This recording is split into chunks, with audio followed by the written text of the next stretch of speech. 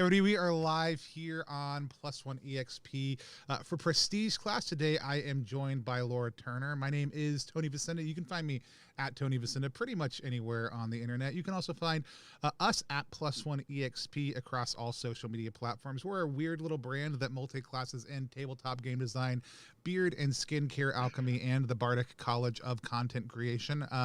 We really just want to help designers find the audience for their game and get their game in front of more people. And to do that, we do actual play, review, preview content. We also make our own games, as well as beard balms and coming soon, other balms and lotions, all inspired by classic tabletop culture. You can check all that out at plus1exp.com.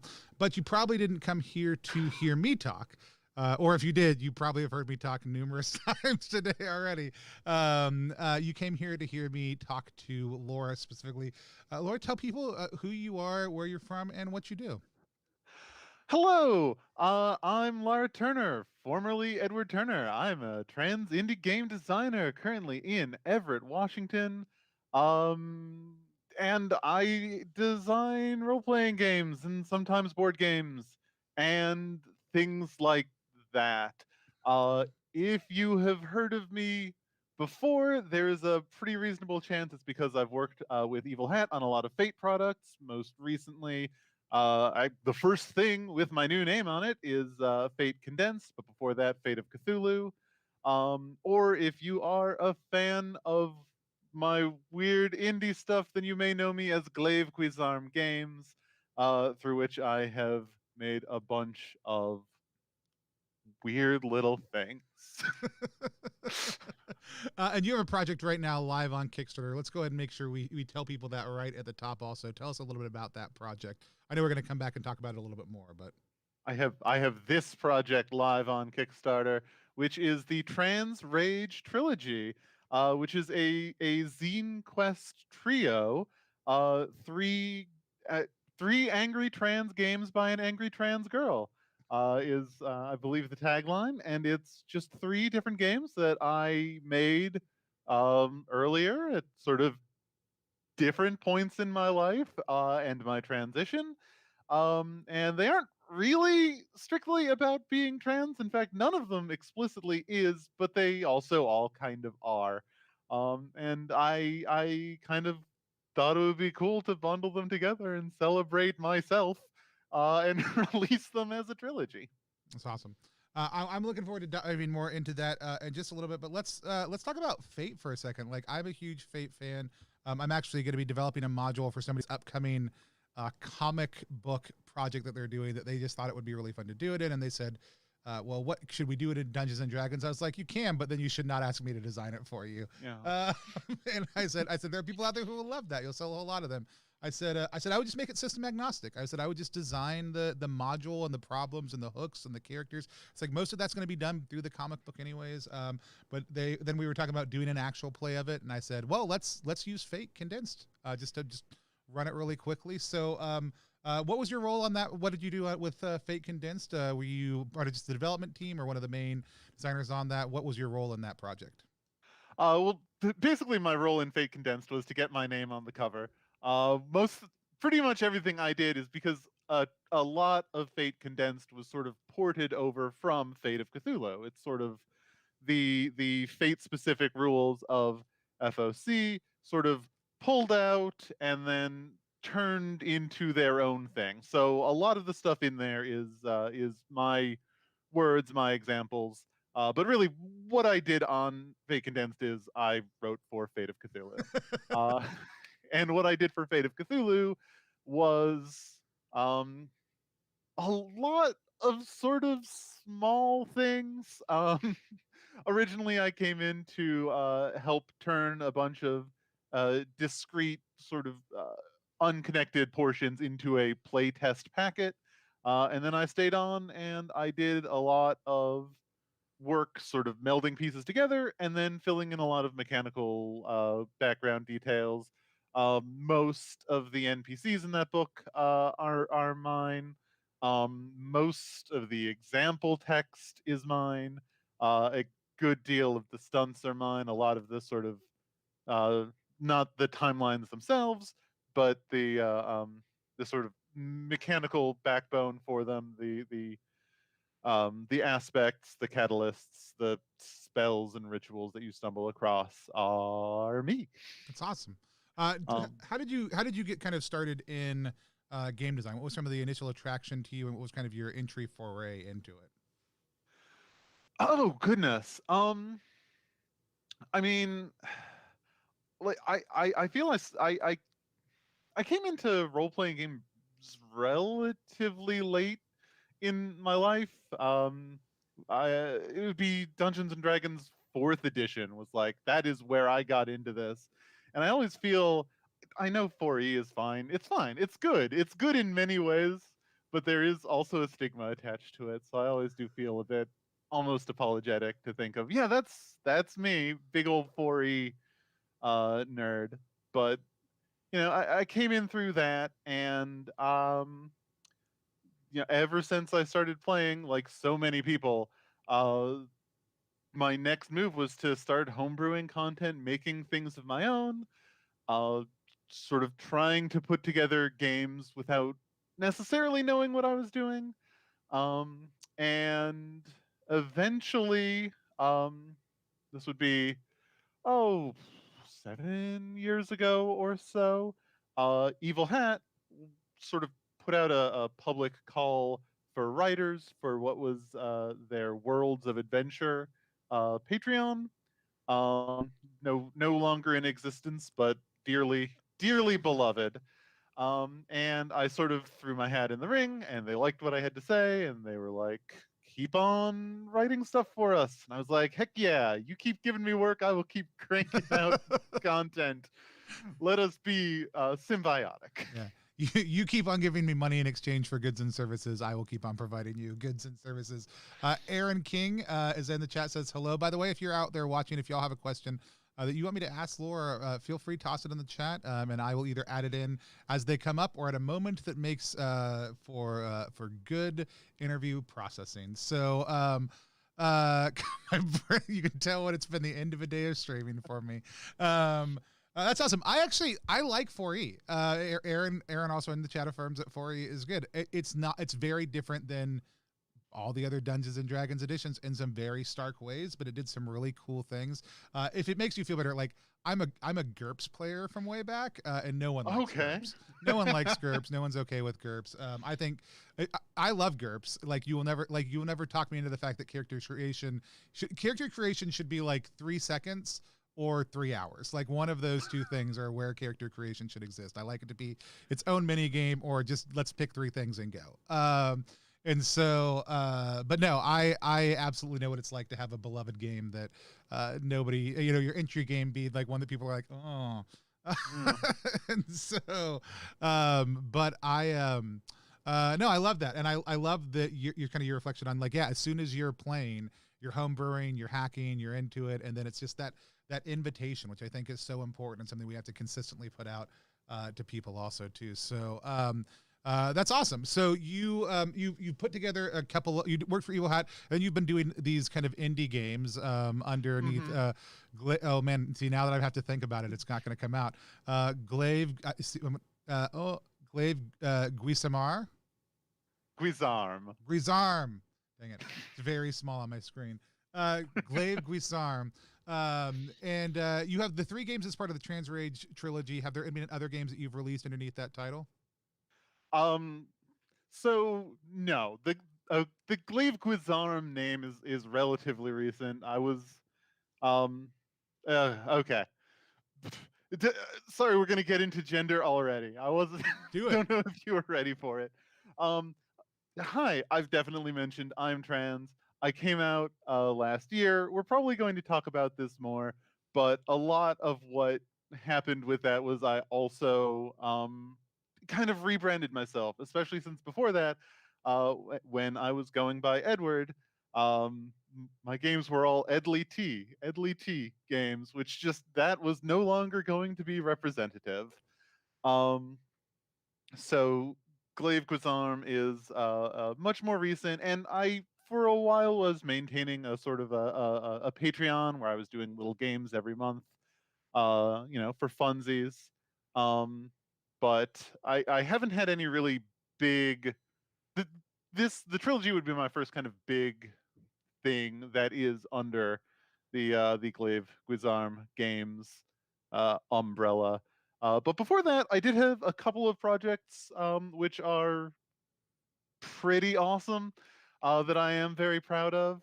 Um, Last year during Zine Quest, I and my co-author Ash Cheshire released the Magical Repair Shop, which is a very low-key, cozy, no-stress game about the artisans whose job it is to fix magical objects. Yeah, I remember seeing that game. Let's see, did I pull that up earlier that we can look at, or did I not? You keep on talking. I think I might have. I'm gonna look real quick. All right. Yeah, if you can find it, it's got a lot of very good alchemical illustrations in it. And who knows, there may be a sequel coming out later this month. Shh, don't tell. And before that, significantly before that, kind of the biggest thing that I ever really independently wrote and assembled and published is by the author of Lady Windermere's Fan, which is, as far as I am aware, the only game about putting on an Oscar Wilde play in the RPG space. I think you might be right. I was able to find the project page from the Magic Repair Shop real quick, just to give people some of the art, some of the concept behind the game, also too. I do remember this though from last year. I do remember looking at it and being excited about it, and apparently I didn't hit back on it. But we'll find it somewhere. Yeah, I know I'm in trouble.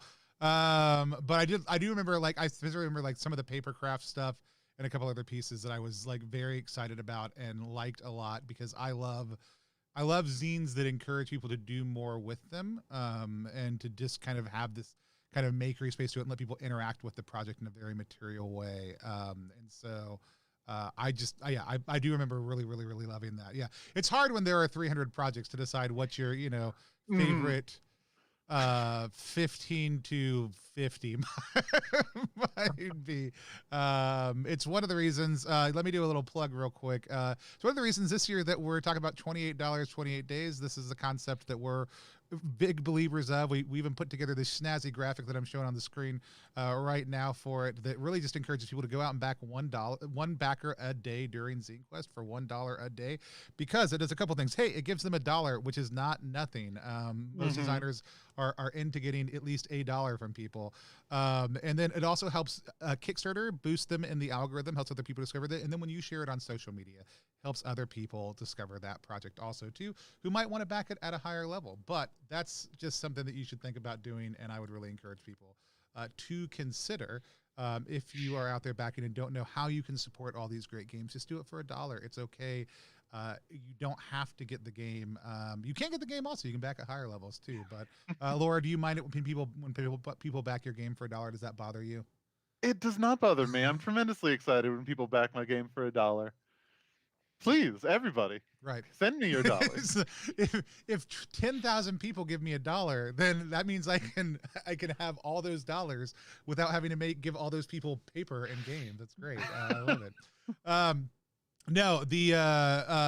It is something that I think it's incredibly important to think about how you want to support creators, even when you can't back their project. Again, even just sharing, even if you're like, I can't back a game, sharing the game with other people who might be able to is huge.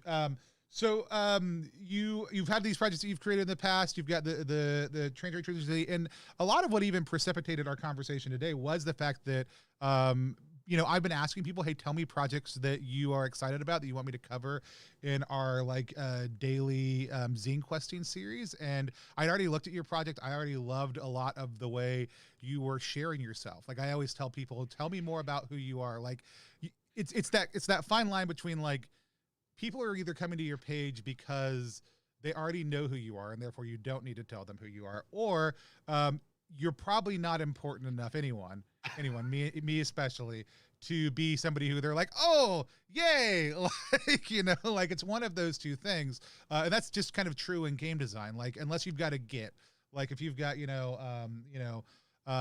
you've got Patrick Rothfuss, if you've got Banana Chan, if you've got somebody who just like does phenomenal work in and has a name out there, like you can like put them higher up and let people know that they're on the project. But if you're not, but I still want to know who you are. Like I want to see picture at the bottom. I want to know your story. I want to know about you as a designer, and I want that to come through. And for your project, that's very evident.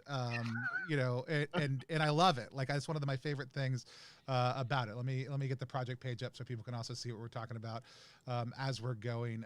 But one of the big things that when somebody suggested it, I was just very like, it took me a little while to like rewrite it a few times in the Brain Trust Discord, which we're both a part of.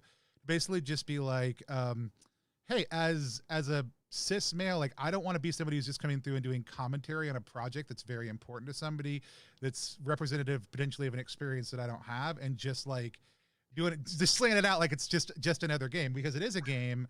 And it is a game that I want people to check out and encourage them, but I want to be sensitive to the intent of that creator. And I don't know Laura yet, and so I don't know what that intent is.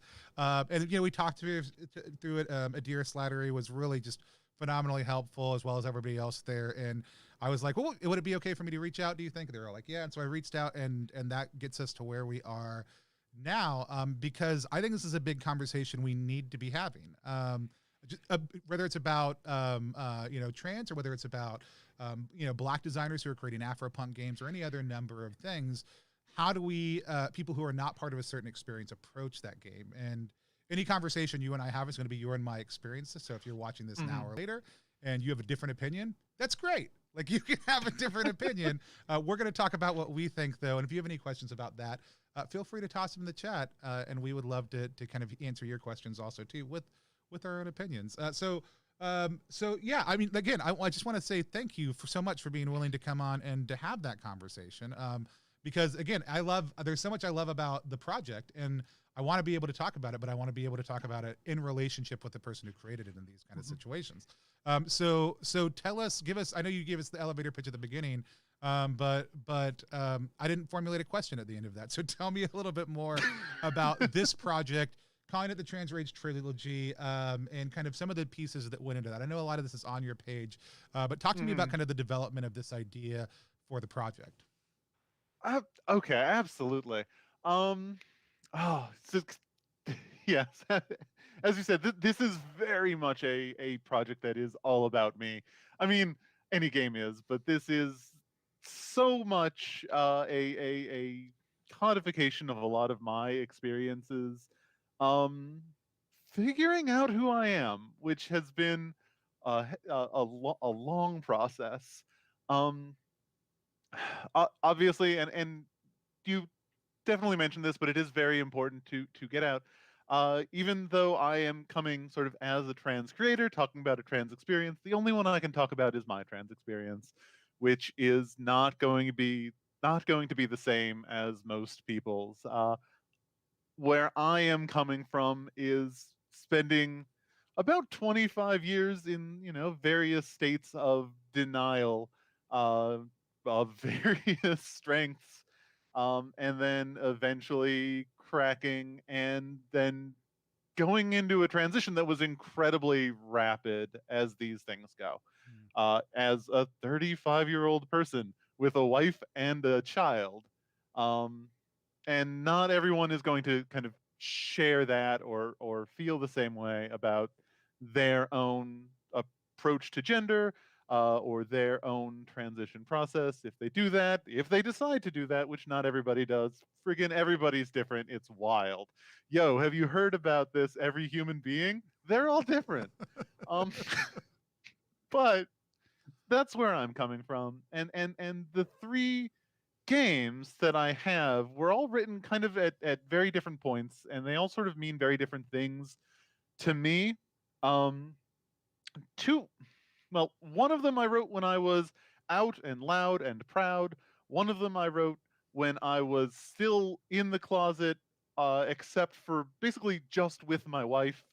And then one of them I wrote almost 10 years ago, and at a period where I had basically forgotten that I had ever been uh, um, trans, that I had ever attempted to be anything but a cis man, and they all sort of I feel that they belong together under one umbrella because they do kind of tell a story, at least what feels like a story to me, of me. I don't know. It Part of me feels a little bit silly because this is so very much such a personal story that I am selling to the world. But that is what it is. Yeah. Um, so I don't know. Should I talk about the individual games a bit? Sure, Is that absolutely. Yeah. I think that's okay? great. I have them here, or I have blank, empty mock-ups of them. Yeah. But I have To Stand Before the Dragon's Wrath. Is a game that I wrote a long time ago, and this is a game first published as Edward Turner by someone who never imagined going under a different name. And it is sort of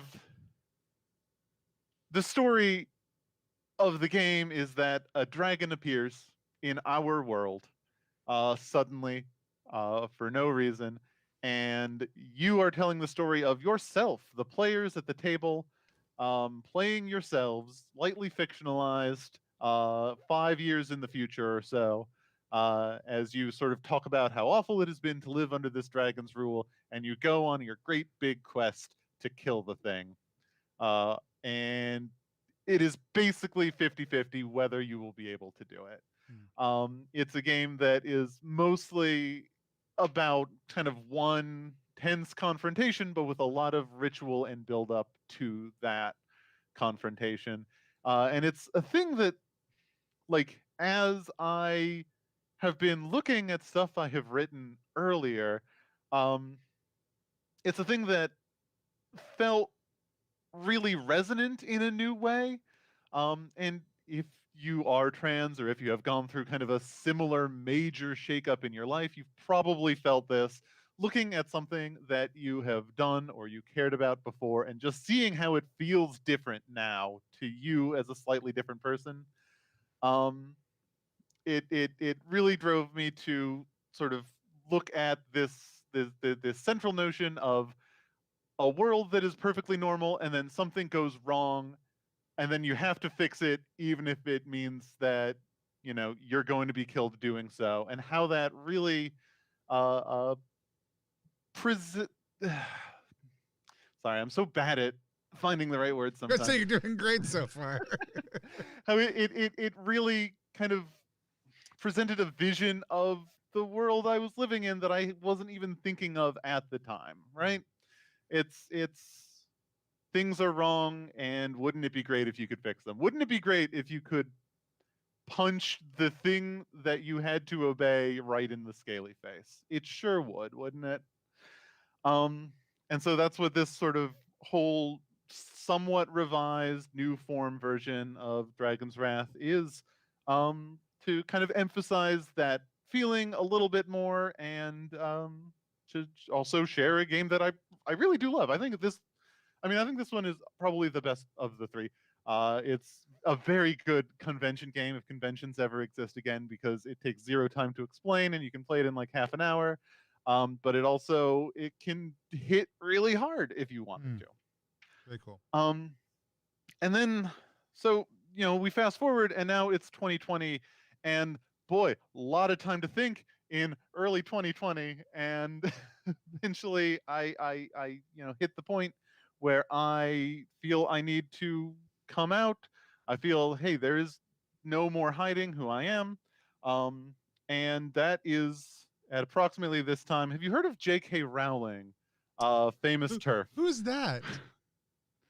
um J.K. Rowling was, I don't know, being a butt about something. And who even cares what? But he was at a point where I was really thinking about what is next for me. How do I go from being Edward to being Lara in a world where people feel like I don't deserve basic human rights just for wanting to be slightly different than I have been? Um, and that brings us to this, like, the angriest game. Let's rob R.J. McElhenney and steal her golden quill, which is my big cathartic rage fantasy game where you play a bunch of wizards and you are breaking into the mansion of a mediocre fantasy novelist and you are tearing her crap to bits and stealing her golden quill, which is presumably the source of her power. Who knows?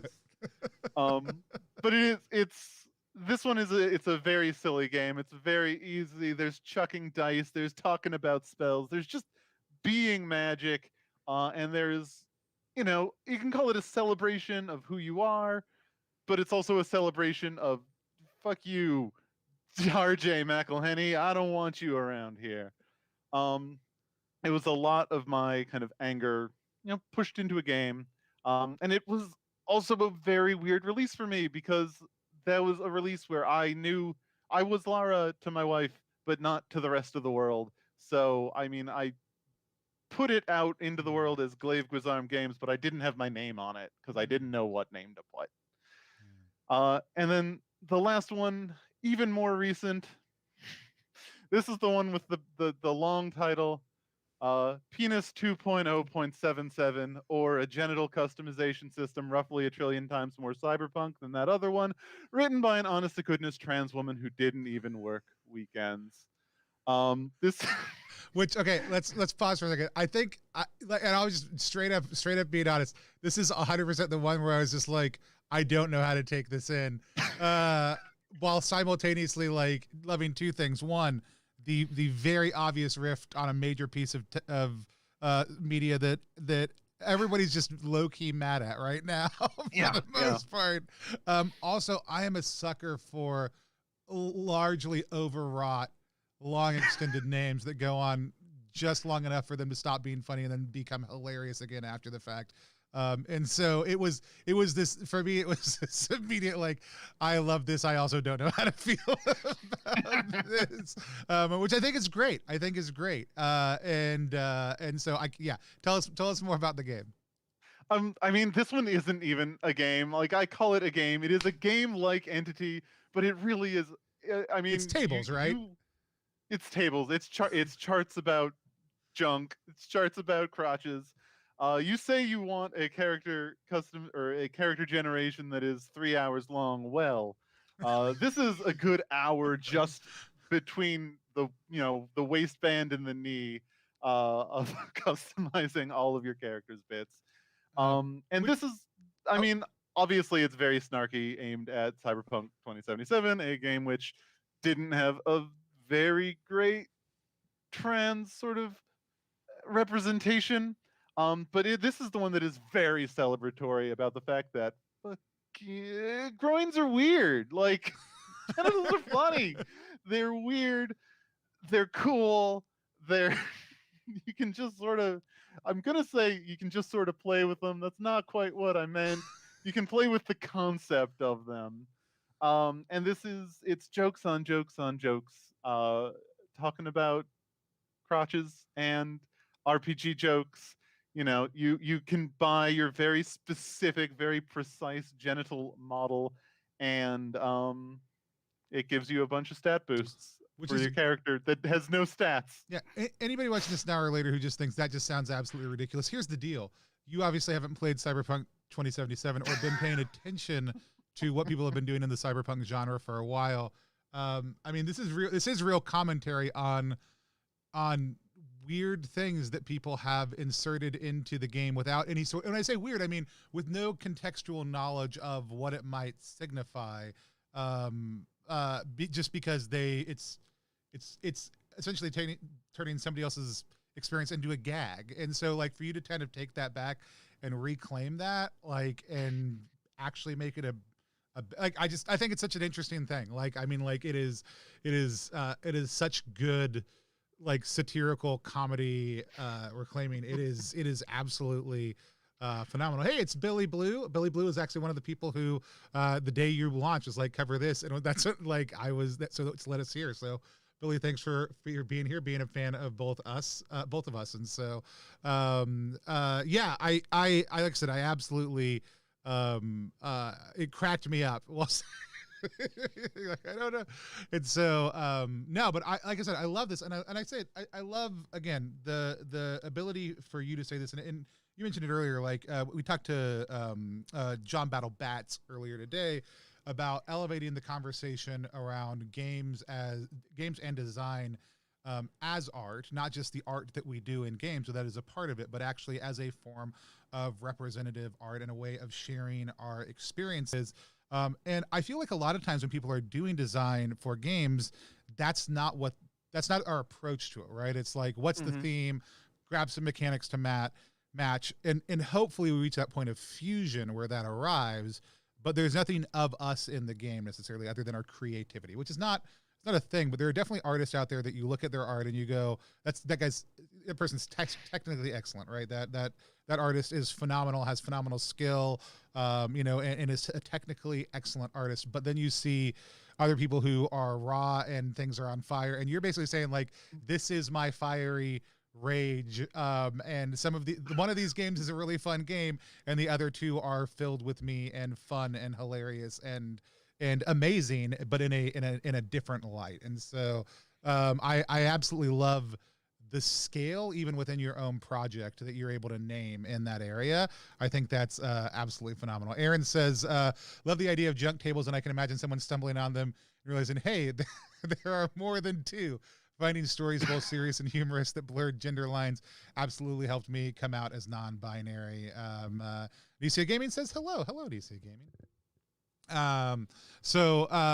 Yeah, no, I like I said, and again, it is this, like, even as a project, it's absolutely beautiful just to watch the display of personality that is happening here. And yeah, I love hearing that account. It's one thing to read it on a page; it's another thing to hear it from the actual author about and designer about what is their reasonings and what are they channeling as they're putting things into a game. And most of the time it's just like, I just thought it'd be fun, right? And I love it when there's a personal story of, here's what I'm trying to explore through this game, which I think comes then to the other side. Like, we've games are an exploration for the designer of certain ideas when we have that passion, when we have that fire. But tell me about what you would hope for from both backers is one thing, which may be Mm-hmm. very different than players or consumers, right? We already talked about backers can be at any level. They can want the game, they can not want the game. They just want to support the work, which is great. People who play the game, people who consume it, people who engage with the materials, that's going to look different. For you, what are your hopes and desires out of that? I mean, like fundamentally, my biggest thing, this very much is just me exposing myself to the world. Um, God, bad choice of phrase. Uh, I mean, not that bad, because it is kind of. Um, The organic reality is really yeah, what makes it fly, right? Like that's yeah. the beauty of it. And that is what I wanted more than anything else. I wanted to kind of share my experience in part because uh, it's really cool as a trans person, especially someone who isn't out or doesn't know that they are yet, to meet other people that are trans. Like I've said this uh, before in other places, and it is really important to me to sort of always remember this. Like, I don't know where I would be right now if it weren't for um trans people who I met at conventions. Like um Big Bad Con. I don't know if you or anyone in the audience has been down back when conventions were a thing, but it's in the Bay Area. It's absolutely fantastic. And it's like where I made my first friend who was actually a non binary person, who was a real person who I could actually meet and talk to them and like know that they existed. And obviously, I knew non binary people existed in the abstract, but just like from where I grew up, from the life that I had had before that, I just hadn't really interfaced with trans or non-binary people, or gender non-conforming people in general. And the way I experienced that as a reality was through the media of the 90s, which does not, on the whole, present trans people in a positive light. So there was a dearth of real stories in my life Mm. for a long time to help me contextualize the way I had felt for a long time. And being able to contextualize that, being able to recognize in other people experiences that were like mine was so profound and so important to me. And I don't know if like I don't necessarily imagine that people will read my games and have a great personal epiphany, but I like to think that if they exist in the kind of cultural space, they benefit the cultural space for the nascent transes out there. Mm. So, and I may be mispronouncing this. Nessa Gaming says the game where I met Laura at Big Bad Con was the first time I introduced myself with they them pronouns. Aaron King says yes, Big Bad Con 2019 was my first game convention. Felt very welcome to introduce myself with they them pronouns. Can't wait until I get to go back. I heard about Big Bad Con, but I have not never ever made it down now over for it. And but I hear only amazing things about it, and I love getting to hear these stories of connection, of resonance, between people, even just kind of coming up in the chat, and love getting to hear that, not only from your experience but from people who are echoing it back, also too. So I want to make sure you hear that as well. No, I love it. As somebody who identifies as cis male, what would, like, for me, what is the best way for me to approach, just in your opinion, right? We talked about this earlier, but we've had some new people jump on. To clarify, we're just talking about our opinions here, right? So when I Mm-hmm. asked Laura a question, Laura's responding with Laura's opinion, with no one else, is not speaking on behalf of everyone out there who is trans, because I love that you said, hey, have you heard of people, like, we're all different. So just from your experience, like, I would love just any insight, any input, like and your games, as we've gone through them, your the two games that are gamey games are you've hit on human touch points that are absolutely Mm-hmm. accessible, right? Like wanting to punch the big bad scaly thing in the face. Everybody probably knows what that feels like. And then the concept of somebody who has ruined something and says that you can't be who you feel like you are, going in and just wrecking shop in their house. Absolutely, I think feeling everybody can tap into. And again, the humor of penis 2.0.77, right? Is I think accessible for anybody who's been paying attention in the last year to what's been happening in the cyberpunk scene. But like, again, what is the, like, if somebody's like, hey, I've got this game, right? Or somebody wants to play a Mm-hmm. game that's a representative of the trans community, like, what do you think some of the best ways for somebody to engage in that who doesn't have that experience? Oh, okay. Because And that's my yeah. selfish curiosity, right? No, that's I mean that's kind of the, well, can I play these games sort of Mhm. question. And it's a very important question. And I know that there are some people who would say, no, these games aren't for cis people, or that these games are very personal and I don't necessarily want someone to approach them who cannot resonate with them in the way I'm looking for. And that's valid. That's perfectly Yeah. valid for different people and different games. But for what I have, and I think like this is something, if you were to go to the Kickstarter page, you'll see that at this point, I've written kind of a little retrospective mini essay on each of these games. And in all of them, like, one of the things I do try to point out is that, yes, this is a game about my trans experience, but it's also about other things. The dragon can be gender, but the dragon can also be capitalism. You do not need to be trans to dislike turfs. In fact, I hope lots of non-trans people do hate turfs because grr. And freaking genitals are funny for everyone. Um, the way I would want people to approach these games is basically as openly and honestly as you might approach anything else. To just accept that um this is a reality. If you are playing, I mean, just to pick an example that I think works. If you're playing Let's Rob RJ McElhenney and Steal Her Golden Quill, uh, you know, that is the one where at the beginning you create your wizard, who McElhenney would not consider a real wizard, and just sort of buy into that fiction, just in the same way that you are willing to believe yourself to be, a barbarian crusader or what have you. Just believe yourself to be an urban druid who is not sufficiently magical in the eyes of the McElhenneys of the world.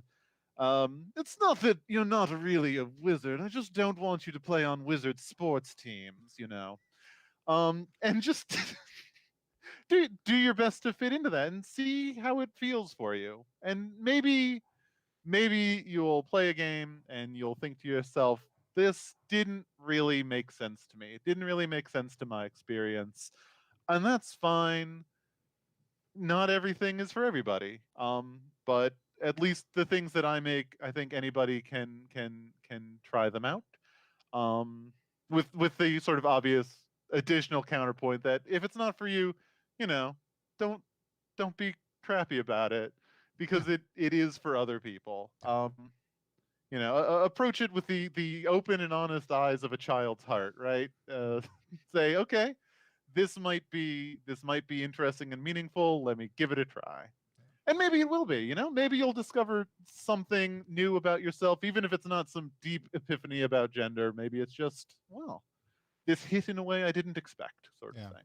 No, I love that. And I do love, like, because again, there are creators out there, and it came up with, what was the, was it Dungeon Crawling Bitches, or what's the game that just, the career game that just funded? I'm trying to think what it was. It was a game that came up, and like there was a good conversation about it, and then I'm begging you to play another RPG group, that it's like, this is representative of a lot of people's experience, and the LGBT community. It's also not representative of a lot of people in that same community, and it's okay if it is, and it's okay if it isn't.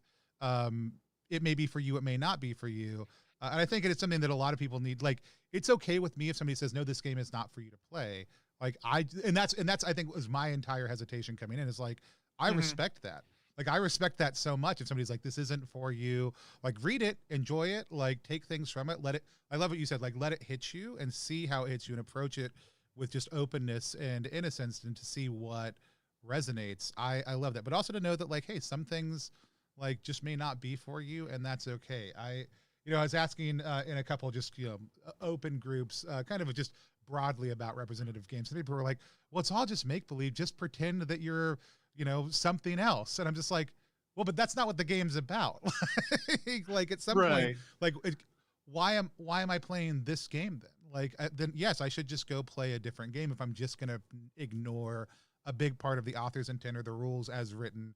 Again, you don't need to play Dungeons and Dragons. Like, if you don't like Mhm. the way the rules of Dungeons and Dragons are written, go play something else. So if I'm just going to ignore a big part of a chunk of the intent of the creator in the game, why would I play the game? I want to sit down and play games or read games that, where I get to sense what was the designer thinking. This, like, why do these things fit in, and how does this all come together? And again, for me, that Uh, means I'm okay being told that's not for you. yeah. I think now that I'm like kind of thinking about it a little more, one of the things that is absolutely true about these three games is that none of them are about being trans or a trans person Right. or the trans experience. Like, they're about something that is altogether much more narrowly focused than that. They're transcribing a very um kind of specific subset of what is a very large experience into a game. And, you know, maybe if I were to make a game about being trans people in a trans space, or being LGBT, in a world that is not always or often welcoming, maybe I would feel different. I can definitely see where that might be coming from, Mhm. but these are they're less about being trans and more about a feeling that being trans has given me as transcribed into a game, Yeah. if that makes sense. No, and I think, having not just sit down and talk to you, but looking through the page, watching again how you've been sharing yourself in this. It's very much, this is my uh this is my essay to everybody in game form about my experiences and who I am. And again, I would love to see more designers, regardless of what somebody's life experience or background is, take on that kind of uh, willingness to be so open and so free about what their life experience is, and to put that in display in the games that they're creating and making. So I absolutely loved getting the chance to talk to you today about it.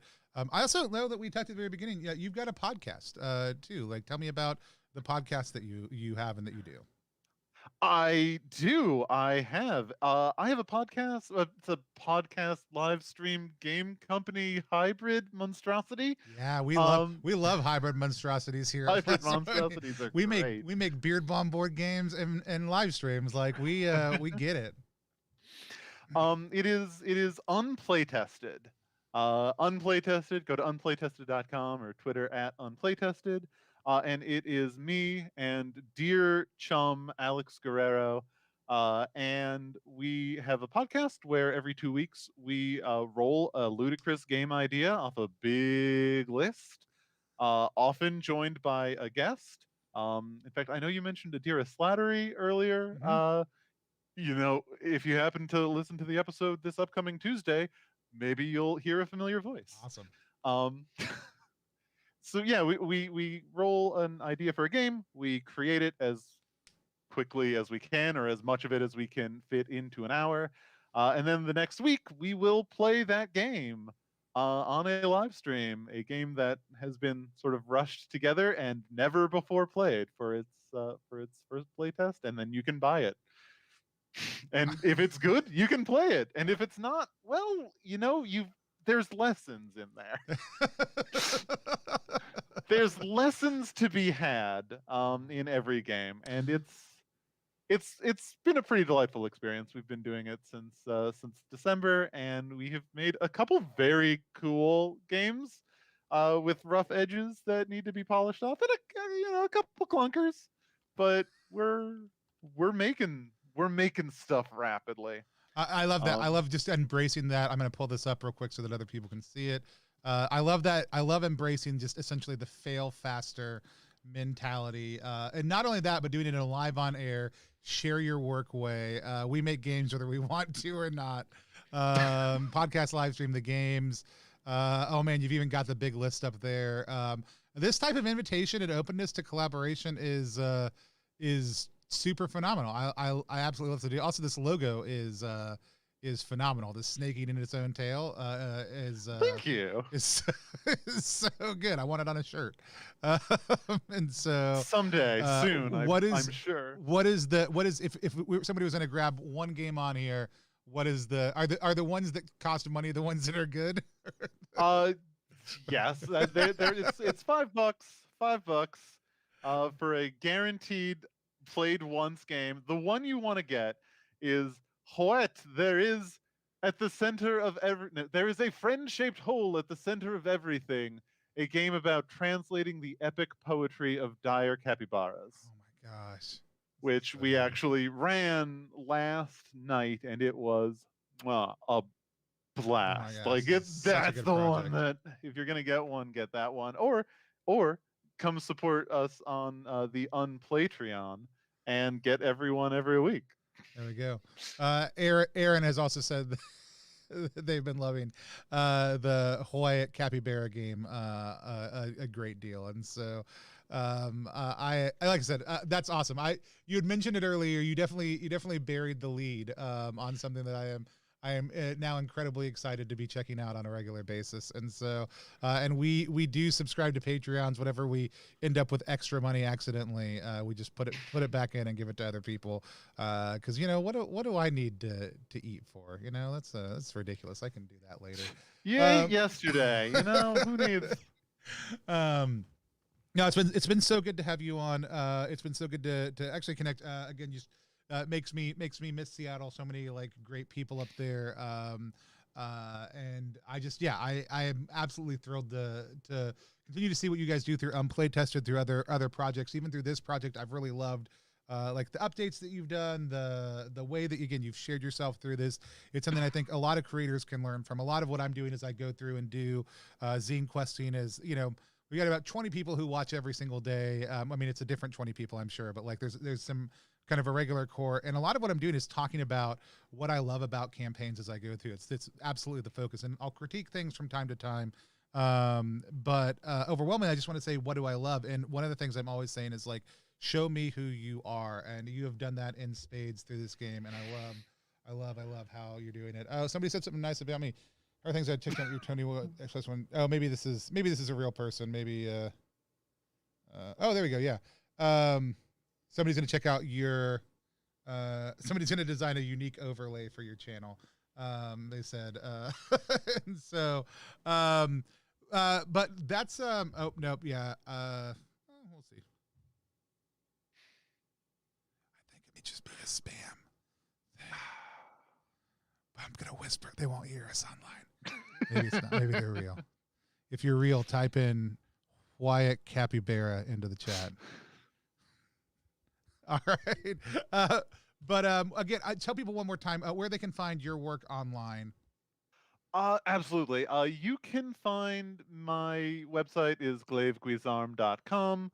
And that links to all my junk.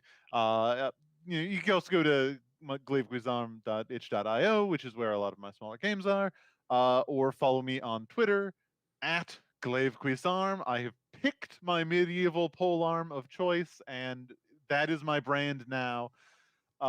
Just Glaive Guizarm anywhere you go, it's probably gonna be me. There's not a lot of duplicate Glaive Guizarms out there. Well, I would love one day to get you on an actual play stream. Maybe we can play some White Capybara or something else at some point in time. It'd be an absolute blast to come back and have you join us again sometime. But I want to encourage people to go check out the Trans Rage anthology that is live on Kickstarter right now. You guys are coming up on. You guys are halfway through the campaign. How far are you? Halfway through, yeah. So we're halfway through. I've done all of my big reveals of the bonuses that come with. Oh yeah, there's bonuses for everything. What? Bonuses? A dust cover? A mini zine? My own secret genitals? God, I should have talked more about that one because that one's funny and snarky. Okay. So, sorry, I know, we're done here. Everyone who purchases slide it a little bit more towards the middle of the. There you go. Yeah. There we go. Everyone who purchases Penis 2.0.77 gets this, which is basically it's the character sheet for the game that I have filled out with my personal details as accurately as I can, folded up in a nice little envelope that I will send to you, but which you have no right to open. And you can. There's nothing I can do to stop you. But do you really care? Do you care so much about what's going on in my pants? Is that how you think of a trans person, as the sum total of their genitals? I can't say for you.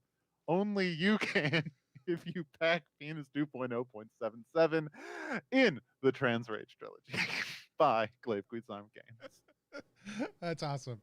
I saw that earlier. I do love like those, and again, like one of the other great things, and this is the other thing, if you're a creator out there, something to take away from this, like the creativity that you bring to the bonuses in all of your stuff has been just so intense and absolutely enjoyable. And again, something that I think is a good lesson for other people who are thinking like, what are things I can add there? And I think people enjoy them more. You can, like, people are like, I'm going to add a dice bag. Great. You can get more dice bags. I mean, I love dice bags. I love a good dice bag. Who doesn't? Like, I've got 6 from Black Rainbow sitting here on my desk. You can add in like dice, you can add in, extra pages you can do, but like, what is the unique thing that you and only you can add? I would say that no one has done that as well as Laura has. And so, no, it's super enjoyable. So please go check it out. By the way, we have our Kickstarter launching on Monday. You can check out all of that at ttrpg.link/grossrpg. It's repugnant. It's going to be the world's most disgusting RPG, but I could not be more excited about the art that John DeCampos, who's my collaborator on the project, has done, the world building and setting that we've made.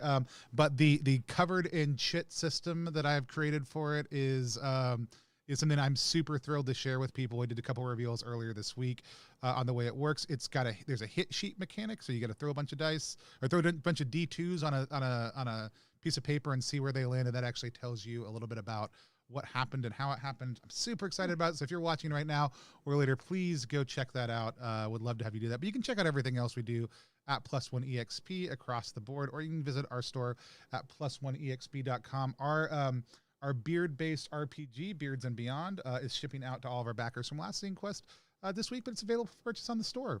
All that money goes back into the tabletop game space by helping us keep content free for creators, but still paying our staff members, not me, but our people who edit and do all the other actual work besides being on camera.